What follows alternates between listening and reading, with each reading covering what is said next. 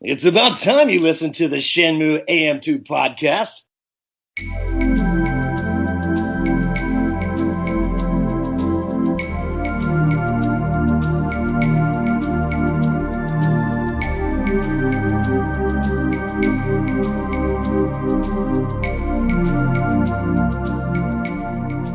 Welcome back to another episode of the Shenmue AM2 podcast. We're your hosts, Andrew and Matt. And we are here to review... Did you write down the name episode 8, and it is called Aspiration. Okay. Perspiration. Perspiration, yes. Good episode. Mm-hmm. I'm liking all these Hong Kong episodes so far. I don't want to say they're cut and paste, but we're going to get one more of these the exact same. Yeah. I like this one better than the previous one. Yeah, it was... The previous one was the mall one, right? With the guy with the rock. Yeah. Yeah, because that one just kind of kept repeating itself almost a little bit. This one did a little bit too, but I don't know. There's more characters involved this time. Yeah, because you had Master Mo. We're just going to call him Master Mo. That might be his name. It might be, yeah. We had Juing, we had Fang Mei, we had Rio, we had Joy, we had Wong, Eileen, Yulene, we all lean. Other girl. Not Tomato Convenience Girl. Yeah. We'll come back to that. So this episode, I didn't watch this before, watching it with Matt too. So we turn it on and there's Shenhua. Mm-hmm. I'm like, we're going to get that. Matt starts cursing. That damn prophecy. He punched a hole right through his new couch. No, it's a dream sequence of just Lan Di and Shenhua. That's the bad ending again. And you hear the lightning, and then Rio jolts awake. Fang Mei wakes him up at Juing's little apartment thing. Mm-hmm. Is the whole staying at her apartment happening sooner than it does in the game? That happens like after he finds out like about the four voodoo and everything, doesn't he? I think it does. Yeah, I thought it was later. She explains that he kind of has to go help with the chore of airing out the books. I don't think airing out the books would be good for books. Let these sit in the sun. Then we're going to put them away hours later. I don't know. It's hard to tell because, yeah, like in the dark in there, like you'd think the dampness might set in. They might start to rot. But then also the sun would like bleach them. That's also bad. So I don't know. It's about that balance. The episode should be called Ventilation. I guess as long as you don't open them... Or Condensation. Yeah. I guess as long as you don't open them to the exact same page every time you open them to the sun. Vary it up, but how would you know? Maybe. He immediately... The books are higher up in this one. They're not out on the tables. And he gets them off the top shelf. And then Fang Mei spooks him. He falls and it looks like he catches them. He did. And then she makes the joke about she'll get the ones on the top shelf. Even though she's... Because he's an incompetent nincompoop. Did she say it with those her exact words? No. My words. But she makes the joke about getting them off the top shelf, even though she's like 2 feet shorter than he is. She's really sassy in this. I like it. It's he still hasn't called her a cat yet. But can he call her a cat? Because we didn't get the cat reference from the first one. It's true. He was comparing her to the cat from the first game. This Rio has never seen a cat before. Are cats even in this? They don't exist in this universe. Wow. Wow. It cuts to Joy at the come-over guest house, interrogating the innkeeper. And he's like, no, he paid up his bill. He's gone. I don't know where he is. So Rio paying his bill is the canon storyline. Good to know. So the books are all aired out when we cut back to Manmo Temple. And Rio and Fang Mei are just kind of having a conversation. And Rio, he's venting his frustration, essentially, about the situation. And Fang Mei goes on to defend Juing. She really is like her lackey, for a better term. But she's so unconditionally loyal to her, I think, too. Do we ever find out why? I assume she's an orphan or something, and she just takes care of her. Just plucked her off the street. Yeah. After that sequence, Master Mo and Rio are conversing, and again, he can tell Rio's frustrated, and he kind of explains that, you need the four voodoo for her to help you, essentially. And Rio's like, don't have time for this. Yeah, I gotta get to... I'm too old for this. So Rio... he's leaving, and it just kind of cuts to him running, and bang, Will Smith slaps him right in the face. No. He runs into Guizhang. And a package goes flying. And Which he catches. Second time he's caught something flying into the air in this episode. What was the first one? The books. Oh, yeah. So he catches the package, and anyone that's played the game kind of knows what's in this package by process of elimination, I guess. Do we? Was There was no doubt in my mind it was a tea set. Really? No doubt in my mind. Are tea sets connected to Guizhang in the cups, game? yeah. Does she teach him that? She teaches him that. Oh, I thought it was somebody else. I'm pretty sure she teaches him. I don't know who I'm thinking it was, but for some reason I didn't connect it to her. Yeah, I'm pretty sure it's her. I'm pretty sure. Correct me if I'm wrong, but yeah.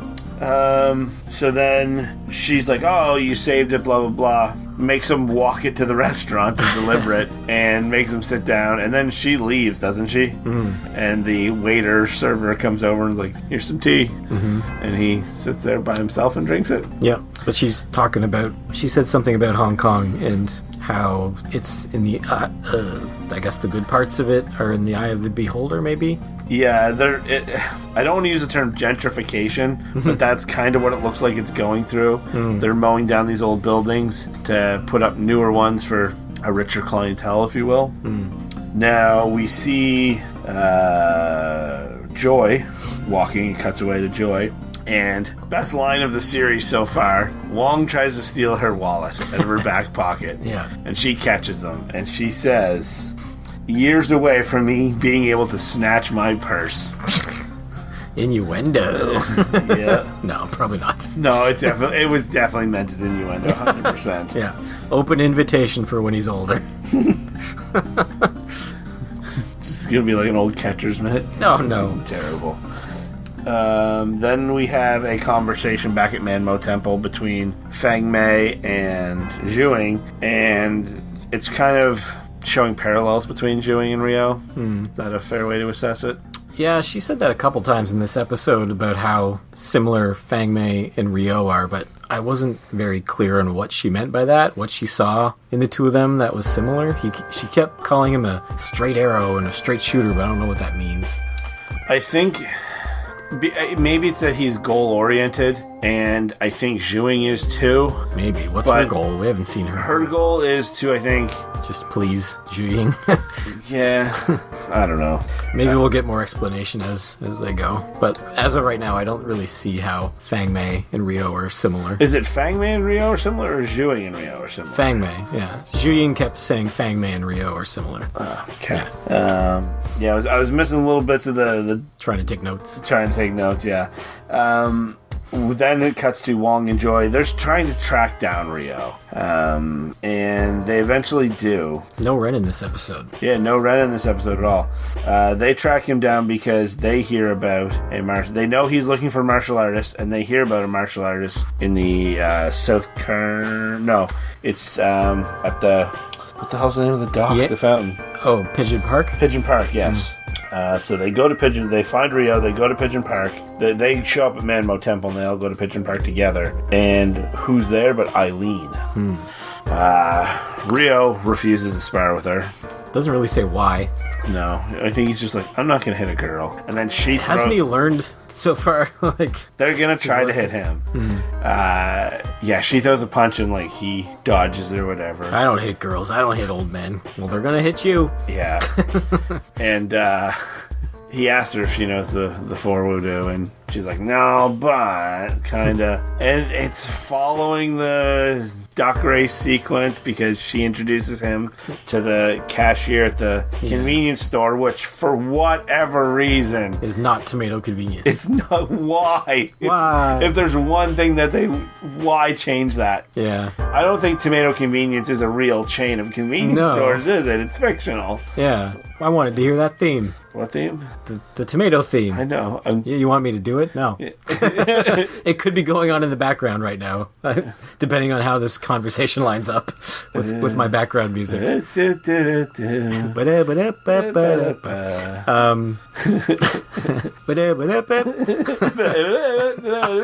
it, now I can't stop. Especially since you bought merchandise. I won. But this whole thing's kind of useless. Nothing comes of it. I guess it's just Easter eggs for Shenmue fans. Yeah, and like it's clearly both of them. Like, and they have that shot of Eileen's face too with close up, and yeah. Why not tomato convenience? Why change that? That's so. Then we see it cuts away. We see some kids being hustled or like stiff armed by some thugs, and it's a boy and his younger sister. And the boy, he's early teens maybe. Trying to defend his sister from these thugs, and one of the thugs is just going to cave his head in with a pipe. Yeah. And Zhuing grabs the pipe and stops it. Why are they picking on these kids? What do they want? Are they trying to rob these kids? And the kid says, I'm trying to defend my sister, and I need to grow strong and tough to fight these guys. And then she has a little flashback. He went for the primary target. Yeah, right in the Right in the nuts. gonads go. I mean, do what you got to do. No shame. And Zhuing has a flashback about her brother, trying to defend her and going off. And she kind of gives the kid a little pep talk about maybe that's not the right path for you, bud. And she uses her intense eyes twice in this. Once to intimidate the bad guys. She just looks at them, and then she kind of moves her toe a little, and they run away. And then she also just looks at the kid, and she kind of like is willing people to do her bidding just by looking at them. Sorry about that pop can opening. My thumb! You broke my thumb. Good. A winning can. Yeah, I like these moments with Xu Ying. She's one of my favorite characters. I'm glad to be getting new stuff for her. There's something I have a note about here coming up about her too. So yeah, we have the flashback, and then Joy and Wong are explaining essentially the land shark, what they are, to Ryo.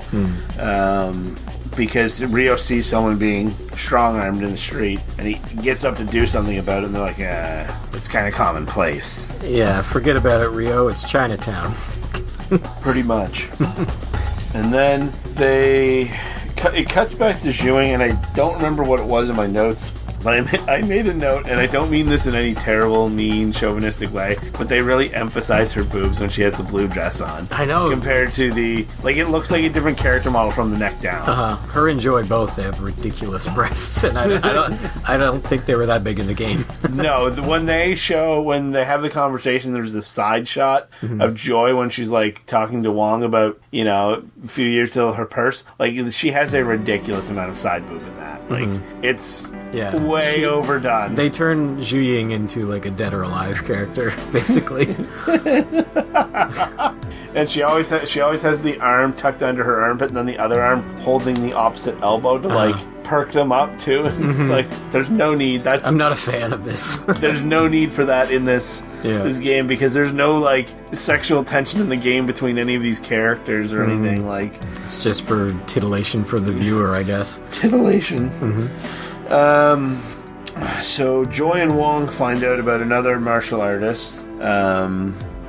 At the Yantin Apartments? Yeah, well, in the South Carmine Quarter. Yeah. And Ryo ends up going there. It cuts to Ryo and Fang Mei having a conversation again because he shows up late. Right. He's supposed to be there by 3, and he was a whole hour or more late.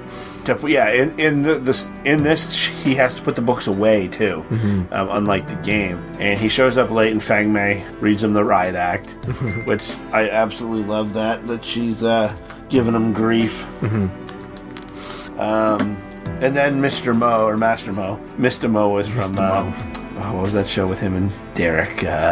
Can't remember. They used to have the cable access painter on it. Can't remember. Mr. Mo. We got this Kick-Ass Wicked show. Is it Tim and Eric? No, it was a Canadian show. Oh, I don't know.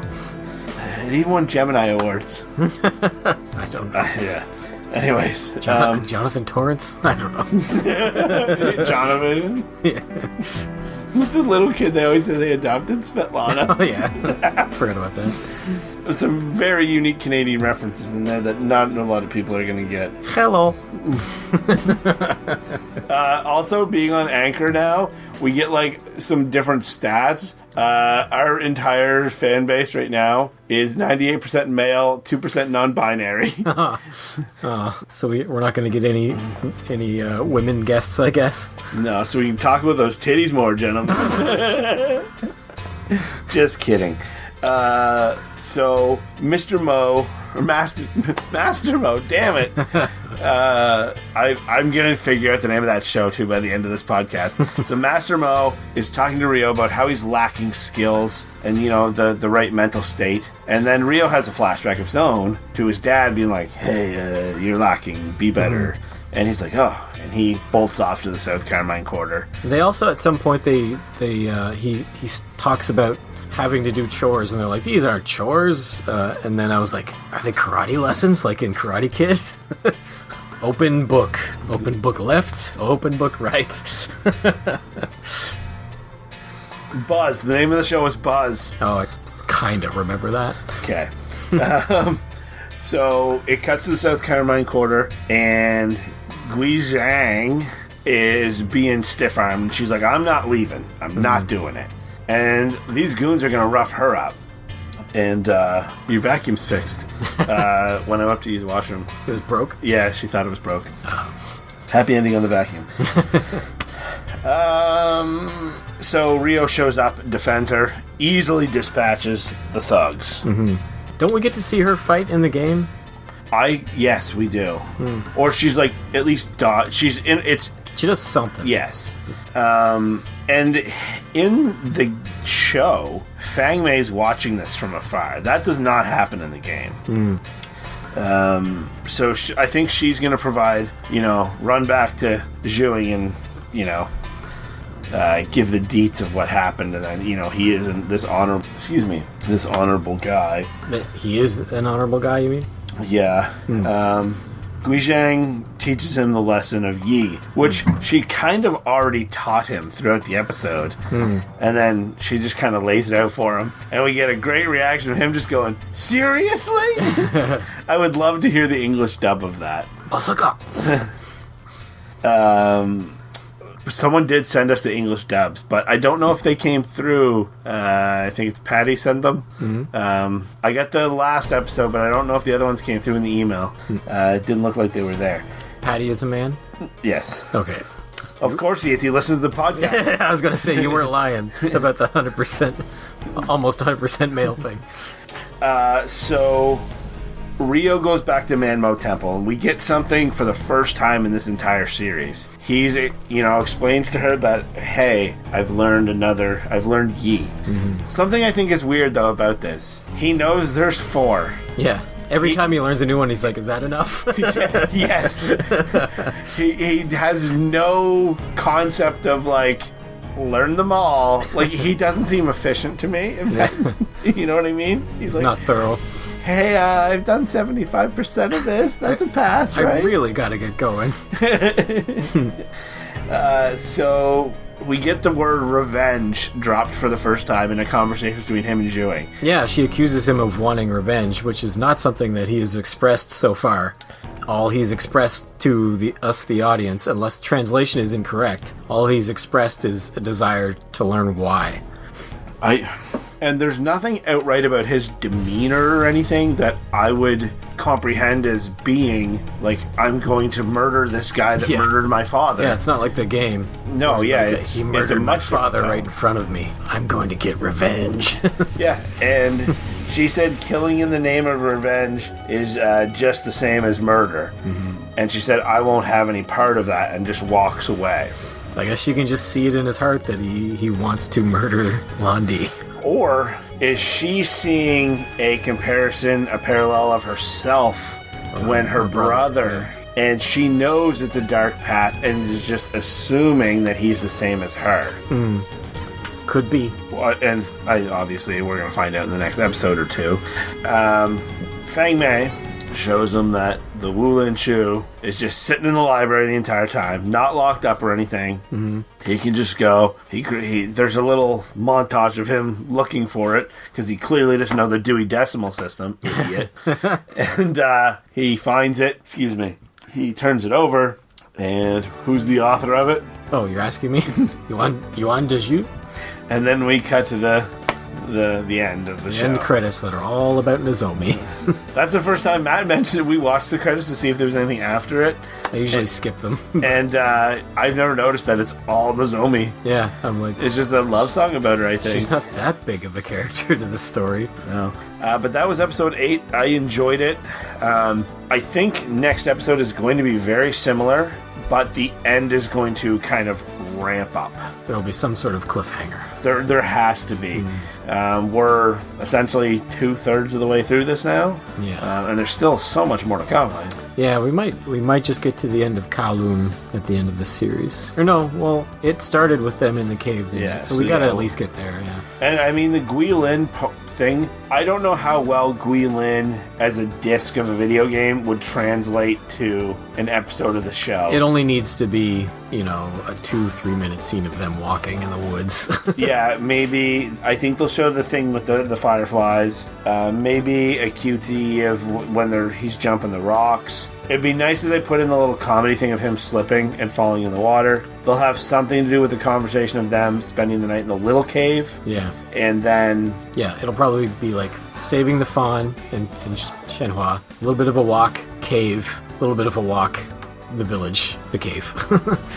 The village, the people. There's a little another Canadian nugget in there. Yeah. Burnt toast. Come on, Vince, come on. Acknowledge our Canadian references. Ketchup chips. No. So that's that part of the episode. But we have a new segment.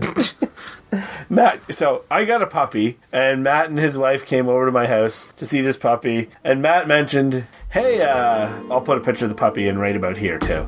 Matt mentioned that he wanted me to get a trophy for him under his own account, because he's a dirty, rotten scoundrel cheater, of finishing the forklift race. And he's like, I don't remember being this hard, or is it harder on different days of the job? Yeah, so I don't think it is. I need the first place forklift race trophy for PS4, and I've been trying for a few weeks, like, just once every few days, like one try, and then I'll be like, I don't remember it being this hard. Like, I cannot catch up to anyone. Like, it's like my, the CPU, the last place or fourth place guy goes a certain speed, and my forklift was going the exact same speed. I could not overtake him unless I went in a straight line and he kind of like took some turns or something. Then I could kind of gain on him a little bit, and I'm like, I don't remember having this much trouble in the Dreamcast version. I remember like having, like, if I wanted the other toy prizes for getting the other places in the race, I had to like make myself lose because it was so easy to get first place. But I was struggling so hard to get first place in this, and I was like, is it?